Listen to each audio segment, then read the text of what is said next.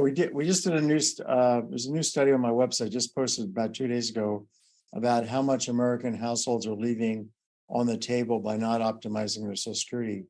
And the typical, if you look at 45 to 62-year-olds, the median amount being left on the table is $182,000. That's huge. Based on their life expectancy, what are you using for that? Based on a 90-year-old life expectancy? Well, we're using, whether it's 90 or 100, we're using 100 in the study because 100 is probably even too low because 1% of the population is going to live beyond 100 from what the data suggests. You really would need to plan to live to your maximum age of life because you might. So you can't count on dying on time is the deal. So you have to value, those benefits have value, and they have really the most value. You might think, well, the probability of making it there is very low, but when you do make it to that age, you're likely to run out of money because you would have had to spend for yourself, pay for yourself all those years. So benefits in your 90s really have the highest, in some sense, insurance value to you.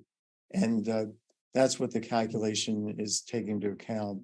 And the economic theory behind this goes back to an Israeli economist, Menachem Yari. He wrote a critical paper in 1965 about the economics of life insurance and annuity longevity insurance.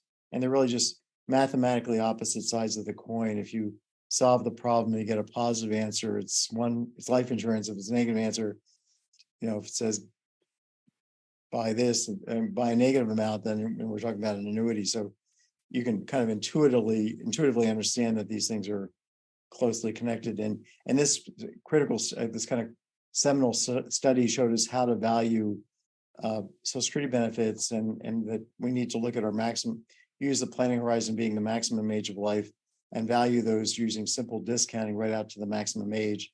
And our software, my company's Maximize My Social Security software, which is just $40. And then we have a tool called Maxify Planner, which is a little more expensive, but does full lifetime planning. They do this URI-based valuation. And, an environment like this, where we finally have inflation, and we're going to dig into that a little bit later. This is, I think, what is it going to be? 8.7% increase next year with the cost of living adjustment for Social Security benefits. So it's the, largest we've seen in a long time. But going back to the early 80s, when, had that cost of living of, I think 1 year, 13%, it doesn't mean they have more money. It just means that they have more money that can help keep up with the rising costs. So these are, things we haven't seen for 15, 20 years. And that goes back to that reason of where Social Security is a wonderful asset. Well, it's wonderful, except it's like overstated the protection from inflation, because it's the adjustment is coming like 13 months, actually 15 months late, if you like, because the benefit increase we're going to get, the 8.7, is going to be in January, but it's calculated based on inflation between last October, like last month, okay, and a year before. So there's an extra 3 months, plus we're going back 12 months. So that's why I meant instead of 15 months. So in general, here's the point. We're getting our adjustment with a lag, and consequently, we're behind the 8 ball. So imagine, just to keep it simple, keep it really clear, make it really clear. Imagine prices were rising 100% every month, and you had to wait a year to get even with the current price level. You would have lost a huge, basically your Social Security benefits would be worthless within a couple months. And so over the course of the last year, it's been about an 8% inflation. And so we've lost, in real terms, we Social Security beneficiaries, and I'm one of them, we've lost 4% of our real benefits.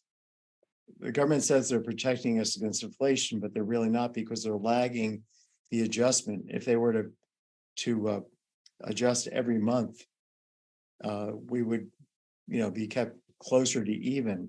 But waiting a year and really waiting, in some sense, 15 months, going, because to correct for what happened 15 months ago, uh, we're ending up poorer. This is part of the reason why, um, people are being, upset about inflation, because they're really not being compensated for it. And we're talking about the elderly, and we're obviously people on fixed incomes, like uh, retired policemen in Detroit. I think when Detroit went bankrupt, they were given like 40 cents on the dollar, and the pension benefit was not indexed for inflation, which I thought it was horrendous to, first of all, to rip these people off after they put their lives on the line. Policemen and firemen and all the teachers. Um, Teachers also put their lives on the line, right? Because they're going to get attacked in school. And then to have their benefits wiped out by inflation, the government needs to really address these fixed pensions by state and local governments. Yeah, very rarely do we see that there's cost of living adjustment in most pensions. And in fact, most people don't even have pensions anymore. So that makes that three-legged stool where they used to have 80, 90%. So now it's on the retiree, the saver. Yeah. Well, there's about 20, I would say about 15 to 20% of retirees work for state and local governments that are getting defined benefit pensions. You also have some union plans for some companies that have defined benefit pensions. So if they're not fully indexed and indexed on a really timely basis, then people are getting hurt.